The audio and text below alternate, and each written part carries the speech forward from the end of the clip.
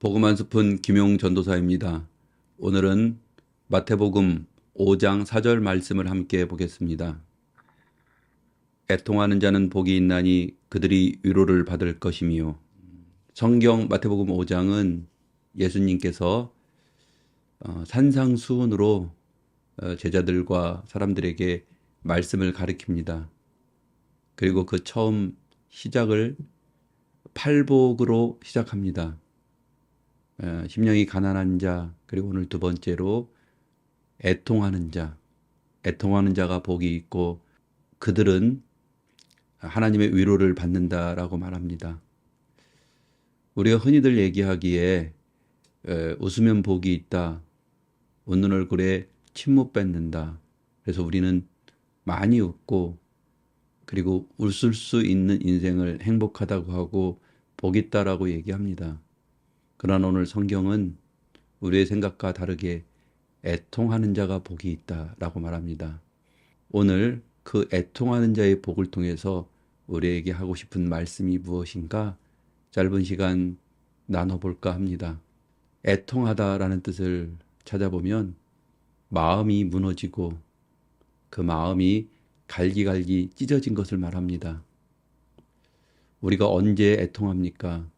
사랑하는 사람을 잃었을 때, 그리고 정말로 열심히 했던 사업이나 어떤 우리가 소중히 여겼던 것들을 잃었을 때, 그리고 사랑하는 자녀들을 큰 병으로 잃었을 때, 우리는 여러 가지 어떤 그 애통한 순간들이 있습니다.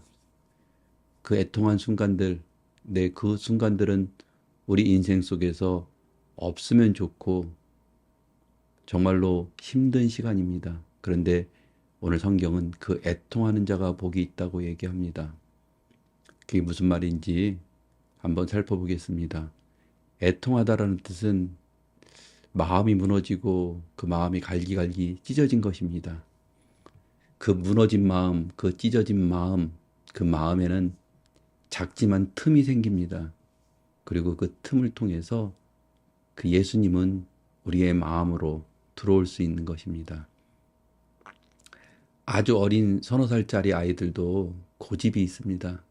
자기가 하고 싶은 것들을 해야 되고, 평소에는 정말 천사 같지만 한번 고집을 피우기 시작하면 누가 와도 안 됩니다. 그러니 서너 살짜리 아이도 그러니 6, 70년, 5, 60년 살았던 그 인생 속에서 내 생각이 아니고 내 삶의 방법이 아닌 누군가의 생각, 다른 사람의 삶의 방법으로 산다는 것은 좀처럼 쉽지 않은 일입니다. 예수를 믿고 예수를 따른다라는 것은 예수님의 삶과 예수님의 말씀을 이제 따라 산다라는 말입니다. 지금껏 살아왔던 내 삶의 방식, 나의 노하우, 나의 생각들을 버리고 예수님이 하시는 그 말씀에 따라, 그 가르침에 따라 산다는 것입니다. 그러나 그것은 참 좀처럼 쉬운 일이 아닙니다. 내 삶의 방식을 버리고 타인의 방법, 그게 예수님이고 하나님이라도 내 삶의 방식을 버린다는 건 쉽지 않은 일인 것 같습니다. 그러나 그게 언제 가능하냐면 우리 마음이 애통할 때, 다시 말해 우리 마음이 산산이 무너지고 그리고 갈기갈기 찢어져서 우리의 마음에 틈이 생겼을 때 우리는 그 예수님이 들어올 수 있는 그 틈새가 생기는 것입니다. 다시 말해서 애통하는 자는 복이 있다, 그들이 위로를 받을 것이다 라고 되어 있는데 그 두 문장의 사이에는 이런 말이 있는 거죠. 애통하는 자는 복이 있다, 그 마음에 예수님의 자리가 생기고 예수님이 들어오셔서 우리를 위로할 것이다. 제가 어렸을 때 봤었던 토크쇼 중에 잔이은 쇼라고 있었습니다. 굉장히 오래전에 봤는데도 가끔 생각나는 사람이 있었습니다. 그 사람은 어려서 집이 너무나 가난해서 초등학교도 채 못 나오고 철공장에서 일을 하는 사람이었습니다. 그 사람이 철공장에서 밤늦게까지 일하는데 배고프다고 야식을 시켰는데 그때 짜장면이 배달이 온 것입니다. 그리고 태어나서 처음으로 그 짜장면을 먹어보고 그 사람은 너무너무 반해서 그 길로 그 짜장면 배달하는 사람을 쫓아가서 그 사람 배달부터 시작해서 주방장이 되고 그리고 자기 가게를 차려서 지금은 부자가 돼서 자기가 먹었던 그 짜장면을 먹었을 때의 행복과 그 기쁨과 그리고 배고픔의 그 힘듦을 알았던 그 사장님은 일요일마다 가게 문을 닫고 어, 고아원이나 경로당 아니면 양로원을 찾아다니면서 그 짜장면으로 사람들에게 봉사한다라고 말을 했습니다. 그 사람은 너무나 가난하고 힘든 유년기를 보냈던 거죠. 그리고 그때 그 인생을 바꿀 만큼 맛있는 그 짜장면을 먹게 됐고, 그걸 통해서 그 사람은 나만 배부른 것이 아니고 내가 만났던 이 짜장면을 처음 먹었을 때 그 배부름과 그 맛있음을 다른 사람에게도 알려주고 싶고 다른 사람에게도 함께 나누고 싶었던 겁니다. 그래서 애통하는 자, 애통하는 자의 복. 그 첫 번째는 애통하는 자는 복이 있나니 하나님의 위로를 받습니다. 네, 우리의 마음의 애통, 다시 말해 마음이 찢어지고 무너진 그 틈으로 그 예수님이 들어오시고 그리고 예수님이 함께하는 예수님의 위로를 받게 되는 것입니다. 그리고 애통하는 자의 두 번째 복이 있습니다. 그 중화요리집 사장님이 어렸을 때 그 배고픔을 통해서 그 짜장면을 처음 먹었을 때 그 기쁨, 그 기쁨을 통해서 짜장면 만드는 중화요리집을 했고 그리고 그것으로 돈을 벌게 되면서 그 사람은 배고픈 사람 마음, 배고프고 못 배우고 힘든 사람들의 마음을 볼 수 있게 된 것입니다. 그래서 그 사람은 자기가 번 돈으로 그 배고픈 사람들 옆에 가서 그들과 함께 맛있는 짜장면을 해줌으로 자신이 느꼈던 행복을 함께 나누고 싶었던 것입니다. 그래서 애통하는 자의 복 그 첫 번째는 하나님의 위로를 받습니다.